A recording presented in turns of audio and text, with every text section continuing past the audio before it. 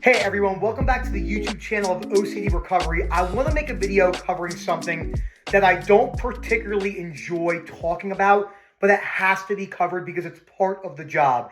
And that is how bad 99.9% of all social media accounts, posts, nonprofits, and big centers knowledge and understanding is about OCD recovery. Before I go any further, please subscribe. Hit that like button down below. Please don't sit in silence. We probably work with more people with chronic OCD and other things, but mainly OCD, than anyone else on earth. It's really hard to see the magnitude of the amount of people we work with, 80, 90 different countries, language barriers, all coming in because they say, I saw your stuff. It was the first time ever. I have had thousands of people say, you are inside my head. You, Rob, Moman, Jay, Gemma, Elliott. No one speaks about the realities of OCD, and let's go into it. First of all, most of these individuals are well-intentioned. They mean well, and they're trying their best. It's the truth. But the reality is, most of the things they say are very incorrect. When I go to most pages with OCD knowledge, let's say 5, 10, 15, 25, 60,000 followers, etc. It's not like these big celebrities where it's millions and millions. Some channels have a couple 100,000 followers. How much percent of their information is reassurance, incorrect, soft fluff that doesn't cover the realities of OCD? 95% no. Minimum. There's just no other way to say it. I was just looking at someone's page who has thousands of followers. Almost everything they wrote was incorrect. About reassurance, about comforting. And I always say, I know this sounds tough. Look at the type of people that are giving you the advice. Do they look like someone that can handle a lot of life situations? I mean, do they look like, you don't have to turn to a Navy SEAL here, but these individuals are very much like, no, work 15, 20 hours a week. Don't burn yourself out. No, they have no fitness, no cardio. None of that matters in the grand scheme of life, but they just look very fragile. And there's real truth in that for the real world. I'm not saying you have to be Mr. Olympia, but to say that you're going to have no fitness, no discipline, you're going to be afraid of burnout, you're going to speak to the people like they're children.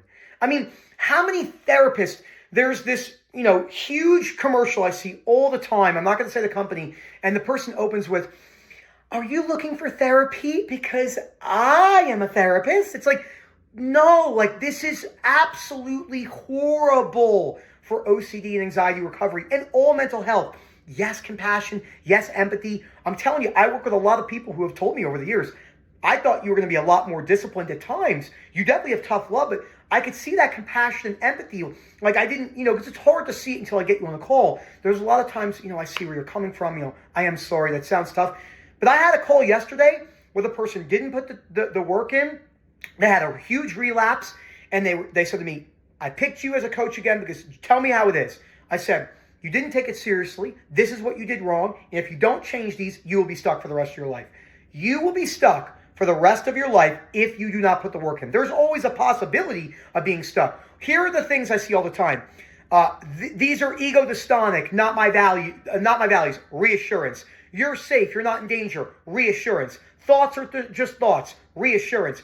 Just leave it there and go about your day. Not going to be the full story. You don't need unconditional acceptance. It's ERP is the gold standard. ERP is not the gold standard. I'm going to say this again. Nobody on planet Earth, this little blue ball floating through outer space, works with as many people. You would not believe it. I could show you a data pool of hundreds of people every year, not in totality. Hundreds of people every year that come to me that have done 50, 100 ERP sessions, and they are so stuck, so much mental solving, so much reassurance. I'll ask them 10 questions, and they're like, oh, the person I worked with didn't even say it was a problem. I'm like, what? That's a classic reassurance. That's a classic compulsion. It's very hard to understand OCD without having it. It's almost impossible. It doesn't mean people can't help with some milder cases and here and there, but to really understand the nuances and the gritty details of OCD recovery, you really have to have it, and you have to come out the other side and maintain it. I mean, this is the reality. There is a great book called The Anxious Generation for parenting kids, all sorts of stuff. And there's another great book called Bad Therapy. And they talk about this coddling towards humans, this fragility of No, it's a maybe or maybe not. It's like, no, you have one of the worst mental health disorders known to mankind. And you think that's going to be enough? And people say, well, why do they have so many comments and so many followers? If you spoke to all of these people, if I took every person in the comments and sat them down, they're fucked up. Super fucked up. No one's recovered in these comments because there's no grit. There's no unconditional acceptance. You have to look at the realities of recovery. This is not even a hard truth. This is just the reality of recovery.